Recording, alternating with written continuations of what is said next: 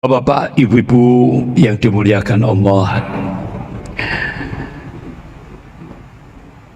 tadi tema kita merawat ukhuwah Islamiyah. Beberapa waktu kemarin saya mencoba untuk bertemu dengan beberapa tokoh-tokoh ulama, begitu juga tokoh-tokoh nasional, begitu juga bertemu dengan mantan Panglima TNI, yaitu Bapak Jenderal Purnawirawan Gatot Nurmantio, dan juga bertemu dengan Bapak Jenderal Purnawirawan Tiasno Sudarto, juga Bapak Jenderal Purnawirawan Sunarko, mantan Danjen Kopassus, juga Pak Jenderal Purnawirawan Soeharto, mantan Komandan Marinir, ada Pak Kolonel Purnawirawan Sugeng Waras, dan beberapa yang lain saya nggak hafal namanya. Saya masih ingat apa yang jawaban Imam Syafi'i rahimahullah ketika ditanya, kalau sudah kita dihadapkan oleh fitnah-fitnah akhir zaman, ulama yang mana yang patut kita jadikan sebagai pijakan, sebagai rujukan? Kata Imam Syafi'i, cari ulama yang paling dibenci oleh golongan kafir dan golongan munafik. Nah, kalau di Riau ini ya Ustadz Pekanbaru ya, Ustadz Abdul Somad ya, Pekanbaru ya, Pekanbaru ini ya. Dalam tingkat nasional ada Habib Rizik Syihab. Ini yang ulama-ulama yang paling dibenci oleh golongan kafir sama golongan munafik. Ini alhamdulillah malah Ustadz Abdul Somad yang ke Malang. Alhamdulillah, jadi saya nggak ke rumah beliau, malah Ustadz Abdul Somad yang datang ke Malang. Alhamdulillah. Jadi beberapa tokoh-tokoh ulama gitu. Kesimpulan dari silaturahmi saya dengan tokoh-tokoh ulama dan beberapa jenderal-jenderal purnawirawan ini tadi, ternyata Indonesia itu penguatnya itu ada dua pilar. Ada dua pilar yang menguatkan negara kesatuan Republik Indonesia. Yang pertama TNI, yang kedua adalah umat Islam. Sempat jadi semacam pertanyaan yang sangat-sangat mendasar, kenapa TNI diam ketika Indonesia sedang tidak baik-baik saja? Akhirnya saya dapat jawaban. Ini dampak daripada umat Islam buta politik, sehingga mereka yang menguasai dan bahkan yang mengatur seluruh policy kebijakan dalam berbangsa dan bernegara, sehingga akhirnya benar-benar dengan begitu mudah TNI dikunci dengan Undang-Undang Nomor 34 Tahun 2004. TNI sudah tidak boleh lagi masuk wilayah sospol. TNI wajib kembali ke barak. Ini Pak. Sehingga akhirnya ketika saya bertemu dengan mantan Panglima TNI Bapak Jenderal Purnawirawan Gatot Nurmantio, Beliau memberikan penegasan benteng terakhir negara kesatuan Republik Indonesia ini adalah umat Islam. Ini benteng terakhir. Ya.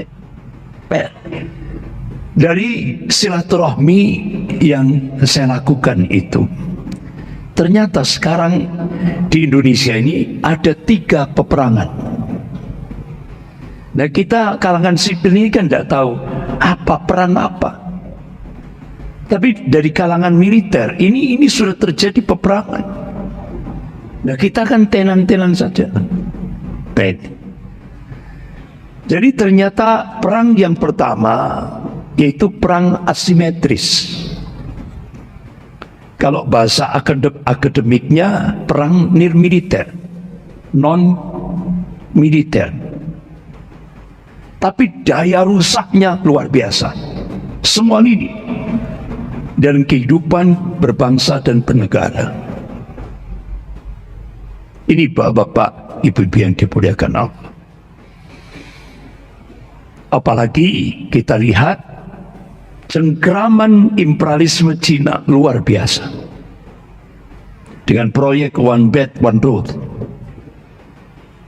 dia menjangkau 65 negara dan 70% populasi dunia. Dan strategi Cina itu menggunakan strategi one country, two system. Satu negara, 2 sistem, kolaborasi. Baik. Ini yang kita saksikan. Sehingga akhirnya bapak-bapak, ibu-ibu yang dimuliakan Allah, benar-benar ini luar biasa perang asimetris. Kemudian yang kedua yaitu proxy war, perang boneka. Jadi ternyata untuk mencengkeram Indonesia cukup dengan boneka, tanpa berpayah-payah. Sehingga dari beberapa jalinan silaturahmi ini saya mengatakan ternyata pengkhianat bangsa dengan penyelamat bangsa itu lebih banyak pengkhianat bangsa. Ini. Kemudian perang yang ketiga itu Neo-Cortex War, perang narasi. Ya. Kalau dulu masih awal-awal mereka tahu untuk mencengkram Indonesia, lemahkan dulu umat Islam. Karena pilarnya itu TNI sudah kena, TNI sudah dikunci dengan Undang-Undang Nomor 34 Tahun 2004. Tinggal umat Islam. Bagaimana strateginya? Yaitu yang pertama lewat stigma radikal. Jadi stigma radikal ini hanya hantu yang diciptakan oleh Cina untuk menjadikan umat Islam di Indonesia ini musuh number 1. Ini. Nah selama ini kan kita umat Islam begitu mau menguat radikal. Ternyata sekarang semua sudah paham. Ternyata yang selama ini menuduh radikal-radikal, ternyata mereka yang merusak negara, bukan umat Islam. Ternyata mereka yang menuduh umat Islam ini yang menghancurkan negara. Sehingga sekarang umat Islam semakin cerdas. Ini semakin cerdas. Nah sekarang bapak-bapak ibu yang dimuliakan Allah, akhirnya setelah dengan stigma radikal itu sudah mulai gagal. Sekarang pakai strategi divide et impera, adu domba. Berapa biayanya? 20 triliun untuk adu domba sesama kaum muslimin. Jadi nah sekarang bagaimana Neo-Cortex War masih digerakkan? Ini perang New Cortex War, perang narasi. Ada kesengajaan mereka dipelihara untuk melecehkan Islam, melecehkan Allah, melecehkan Rasul, melecehkan Al-Quran, melecehkan ulama. Bahkan dia dengan vulgar dia katakan dia komunis, ya kan? Panji Gumilang kan menyatakan dia komunis, terang-terangan vulgar, saudara. Ya. Jadi ini New Cortex War, perang narasi. Nah, oleh karena itu, bapak-bapak, ibu-ibu yang dimuliakan Allah, bagaimana solusi syar'i? Ya kan? Bagaimana solusi syar'i? Nah, Allah ingatkan dalam surah Ar-Ra'd ayat 11. A'udzubillahi minasyaitonir rajim.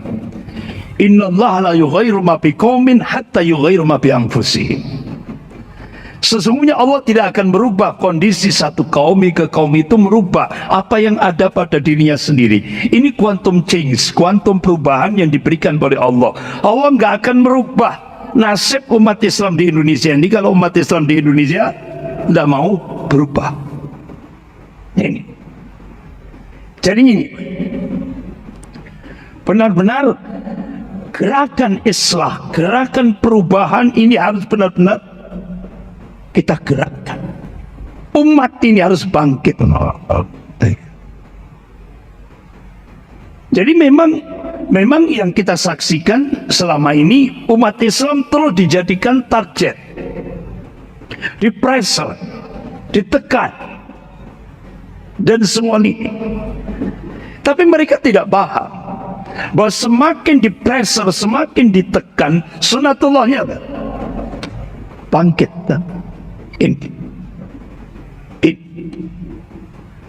Ini yang mereka tidak paham. Oleh karena itu, Rasulullah akan mengingatkan. Kalau Rasulullah SAW, wa innal iman idza waqatil fitan bisyam. Kalau sudah fitnah akhir zaman itu sudah meluas, mengglobal seluruh dunia termasuk di Indonesia, Rasulullah menegaskan barometer iman kita itu bila di Syam, di bumi Syam. Oleh karena itu, bapak-bapak, ibu-ibu yang dimuliakan Allah, ada seorang ulama di bilad Syam, yaitu Syekh Dr. Abu Bakar Al-Awawidah. Beliau melakukan riset satu hadis ditambah dengan kitab-kitab yang ditulis oleh ulama-ulama kuno, ulama-ulama yang dulu. Beliau ambil satu hadis sahih rawahu Abu Dawud. Qala Rasulullah sallallahu alaihi wasallam, "Inna Allah yab'atsu li hadil ummah ala ra'si kulli mi'atin sanatin man yujaddidu laha dinaha." Rawahu Abu Dawud. Jadi sesungguhnya Allah akan membangkitkan di tengah umat Rasulullah dalam setiap penghujung 100 tahun, yaitu seorang al-mujaddid, pembaharu dalam agama. Imam Ahmad bin Hanbal rahimahullah, akhirnya beliau mencoba mencari hadis-hadis sahih dalam kutubus sittah dengan matan hadis yang sama, yaitu al-mujaddid. Akhirnya beliau teliti, beliau kaji secara dalam, beliau mengambil khulasa, kesimpulan. Mujaddid yang pertama yaitu Khalifah Umar bin Abdul Aziz rahimahullah, cucunya Khalifah Umar bin Khattab radhiyallahu anhu. 100 tahun lagi mujaddid yang kedua itu adalah gurunya Imam Ahmad, yaitu Imam Syafi'i rahimahullah. 100 tahun lagi beliau memberikan statement wallahu a'lam. Akhirnya ulama-ulama bilad Syam yang tadi saya sampaikan, Syekh Dr. Abu Bakar Al-Awawidah, beliau ketika mengkaji meliti ini, melakukan riset ini dari kitab-kitab yang ditulis oleh ulama-ulama, insya Allah berdasarkan nas-nas syar'i, insya Allah pemantik awalnya Allah akan bangkitkan dari arah timur. Mana? arah timur. Indonesia. Ini. Akhirnya dihitung, Pak. Secara matematis dihitung. Kalau start 1924 tambah 100 tahun berarti 2024 kurang 1 tahun.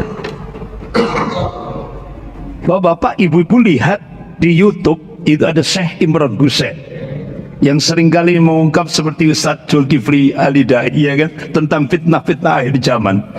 Beliau meyakini insya Allah 2024 Allah akan bangkitkan dari arah timur. Bahkan ulama-ulama di Malaysia, ulama-ulama di Brunei Darussalam meyakini insya Allah Allah akan bangkitkan dari Indonesia.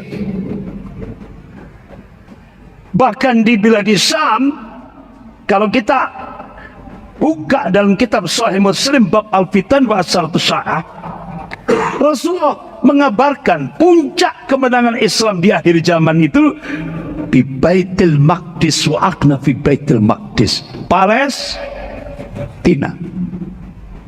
Ini hadis sahih riwayat Ahmad. Ini pasti. Kenapa? Allah sudah tegaskan dalam surah An-Najm ayat 3 sampai 4. A'udzubillahi minasyaitonir rajim. Wa may yantiqu 'anil hawa in huwa illa wahyun yuha. Apa yang disampaikan oleh Rasulnya itu bukan ahwa, bukan hawa nafsu. Apa yang disampaikan oleh Rasulullah itu wahyu yang diwahyukan oleh Allah kepada Rasulnya. Pasti terjadi, tidak bisa tidak. Akhirnya Allahu Akbar. Sekarang di Palestina itu bendera merah putih ada di atas, bendera Palestina ada di bawah. Bahkan sayap militer Harakatul Muqawamah Al-Islamiyah Brigadir Al-Qassam membentangkan bendera merah putih. Mereka semua meyakini insya Allah Allah akan bangkitkan dari Indonesia. Insya Allah.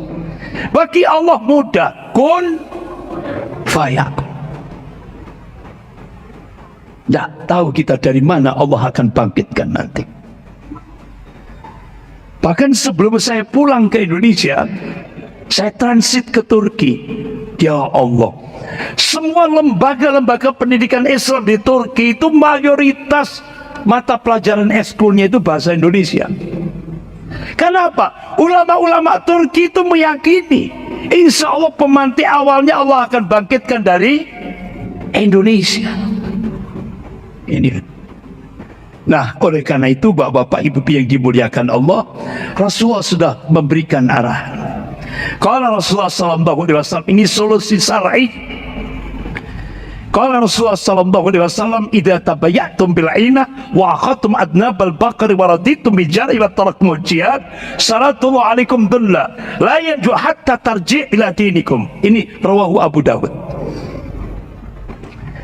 Idza tabayyatum bil ina, jika kalian bermuamalah dengan cara-cara al-aina. Al-aina itu salah satu sistem riba. Wa akhadtum adnabal baqari wa raditum bil jar'i. Artinya ini bahasa kinayah, kiasan. Kalian pegang ekor-ekor sapi, kalian ridho dengan bercocok tanam. Itu maknanya jika umat Islam ini muamalahnya dengan sistem riba. Umat Islam sudah sibuk dengan dunia. Wa taraktumul jihad fisabilillah. Umat Islam meninggalkan al-jihad fisabilillah. Sallallahu alaikum dullah. Maka Allah akan turunkan kehinaan itu. Dan ini sudah nyata di Indonesia. Layan jiu syai'ah, sedikit pun Allah tidak akan mencabut dari kehinaan itu hatta tarji' ila dinikum, hingga kalian kembali kepada agama kalian. Ulama-ulama hadis ketika menafsirkan tarji' ila dinikum ini maknanya hingga umat Islam di Indonesia ini bangkit semangat perjuangannya, bangkit semangat jihadnya, baru Allah akan cabut dari kehinaan ini. Insya Allah Allah akan bangkitkan dari Indonesia gerakan perubahan. Bapak-bapak, ibu-ibu yang dimuliakan Allah. Oleh karena itu, ada lagi satu ulama dari biladi Syam, yaitu Syekh Dr. Majid Ihsan Al-Gilani. Masya Allah, beliau ini ternyata keturunan Syekh Abdul Qadir kalau di bahasa nyebutnya di sana Al-Jilani, ya. Kalau di Indonesia Al-Jailani, ya, gitu ya, ya kan. Jadi masya Allah, beliau tumbuh dari sebuah keluarga mujahid. Ayahnya mujahid di Palestina, ibunya mujahidah di Palestina. Nah, ketika masya Allah dia benar-benar kecintaan pada ilmu itu luar biasa. Sampai ketika beliau mengambil program pasca sarjana, 2 tesis sekaligus ditulis. Tesis yang pertama dalam aspek sejarah, yaitu diberi judul Nas'at Al-Qadiriyah, pertumbuhan Madrasah Syekh Abdul Qadir Jailani rahimahullah. Kemudian yang kedua, tesis dalam aspek pendidikan Islam, diberi judul Tatawur Nafhum Ad-Dariyah At-Tarbawiyatul Islamiyah. Bahkan kitab-kitab yang ditulis beliau itu mewarnai seluruh dunia Islam, termasuk di Indonesia. Jadi beliau menulis buku Usul Trilogi Tarbiyatul Islamiyah. Bahkan dalam tingkat dunia beliau menulis satu kitab tentang falsafah Tarbiyatul Islamiyah. Itu benar-benar beliau mendapat penghargaan dari Al-Farabi International Award tahun 2008, mengalahkan 128 penulis karya ilmiah tingkat dunia. Dan kitabnya ini masya Allah mewarnai dunia Islam termasuk di Indonesia. Jadi ternyata Allahu Akbar, beliau benar-benar menulis kitab itu landasannya filosofis historis. Jadi beliau gambarkan, beliau ungkap pada saat 2 ulama besar ini, yaitu Al-Ghazali bersama muridnya Syekh Abdul Qadir Jailani rahimahullah. Umat Islam kondisinya terpuruk, terjadi iftirak, perpecahan.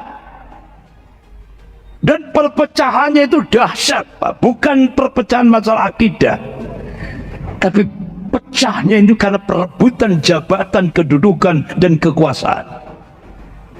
Kemudian muncul ta'assub, fanatik kelompok, fanatik golongan semakin pecah.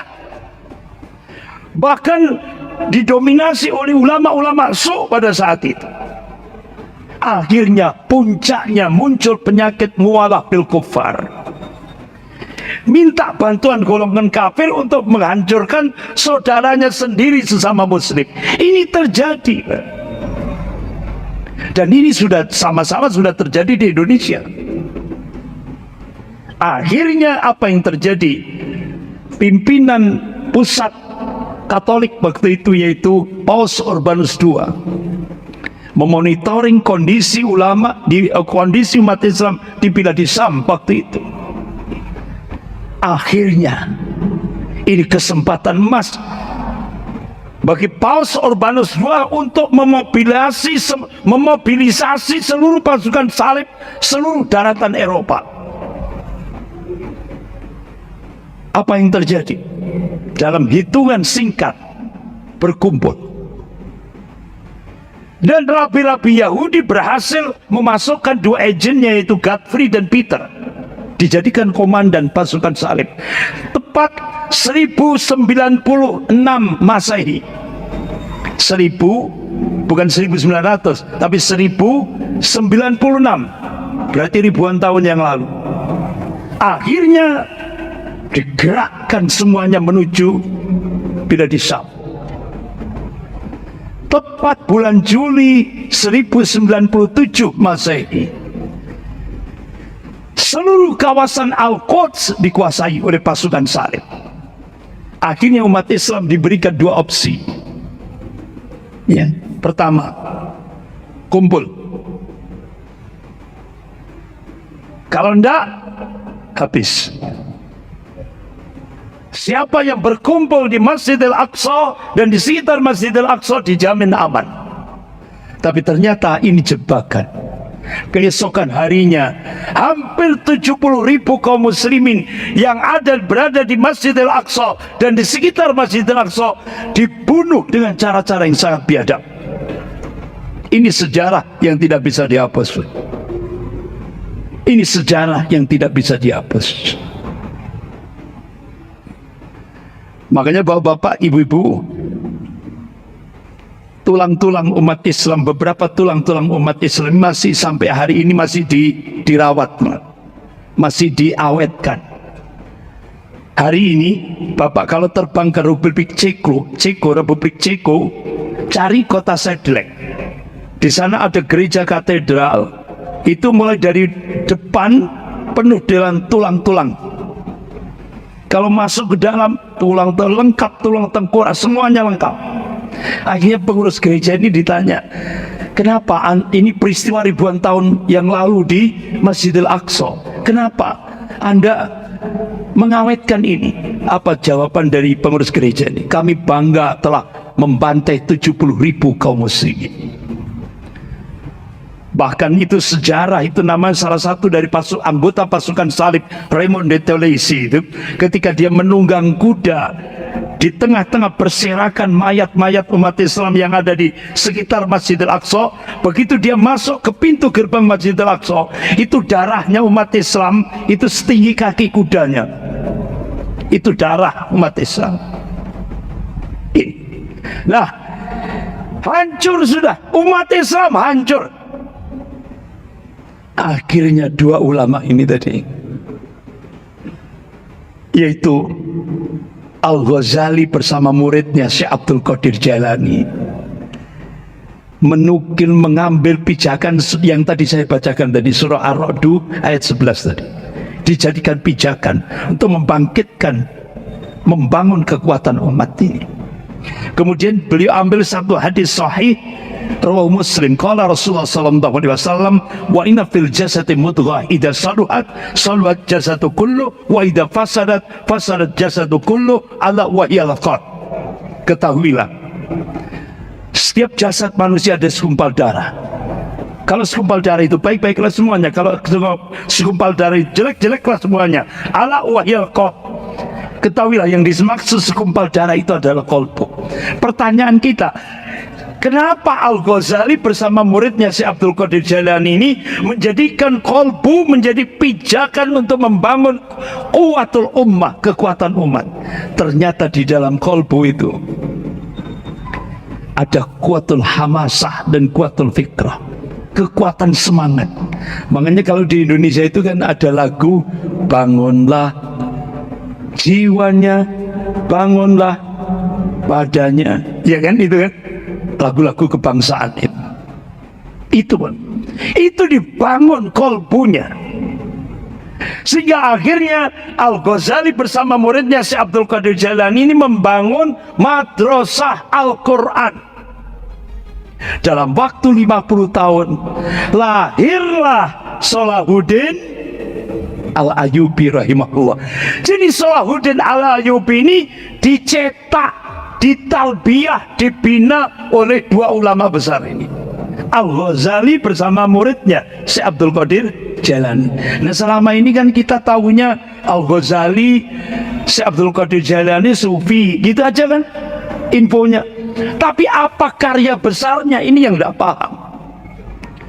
Akhirnya begitu lahir sosok Salahuddin Al-Ayyubi, pasukan salib berhasil dihancurkan, sehingga Masjidil Aqsa, tempat kiblat pertama kali kaum muslimin, tempat Isra wal Mi'raj Nabi kita Rasulullah SAW, berhasil dikuasai kembali. Setelah 88 tahun dikuasai oleh pasukan salib, 88 tahun. Alhamdulillah, apa yang ditulis oleh Syekh Dr.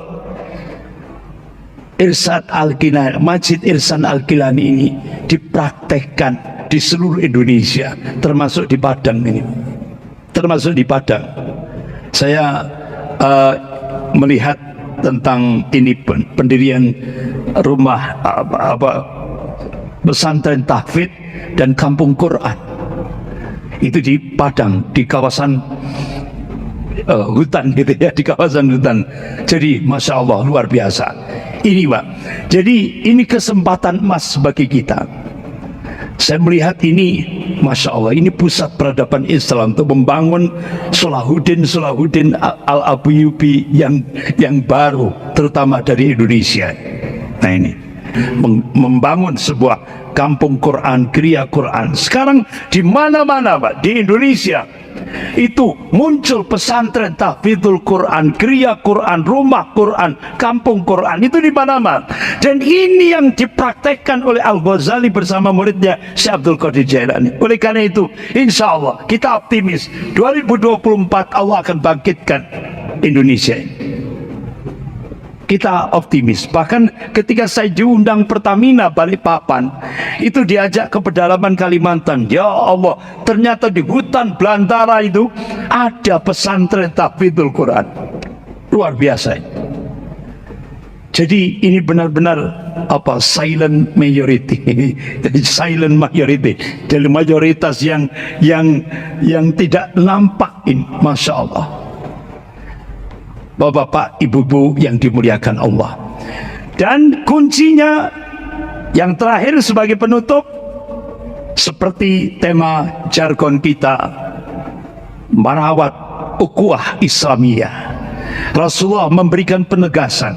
Qala Rasulullah sallallahu alaihi wasallam, al jama'atu rahmatun wal furqah adabun. Ini hadis sahih riwayat Ahmad.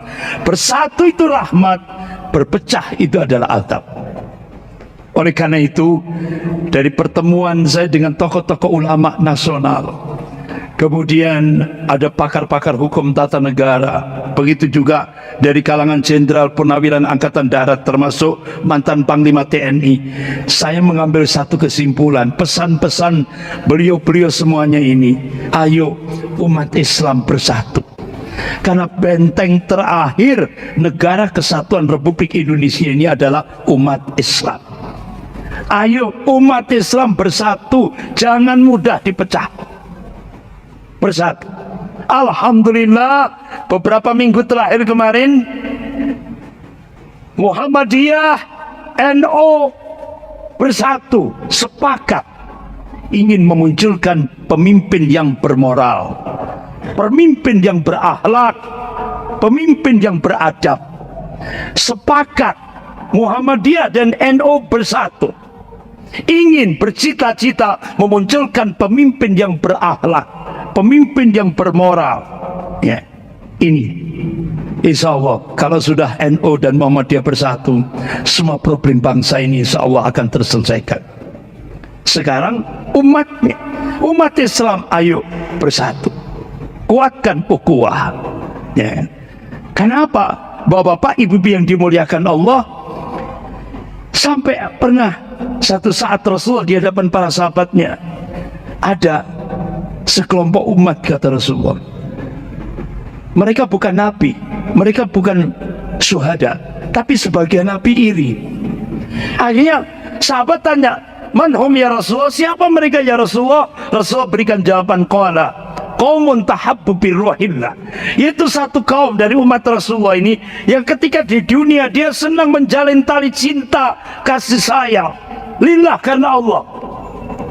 Tidak ada interest yang lain, tidak ada kepentingan yang lain, semuanya lillah, lillah, lillah. Padahal satu dengan yang lainnya tidak ada hubungan kerabat, dan bukan karena harta yang saling mereka berikan, bukan.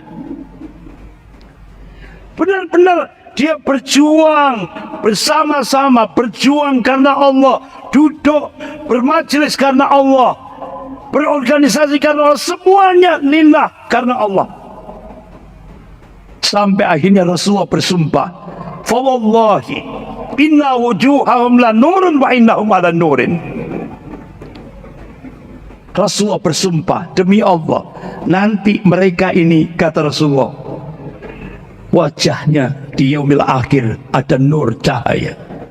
Bahkan dalam beberapa hadis yang lain, mereka berada di atas mimbar-mimbar cahaya.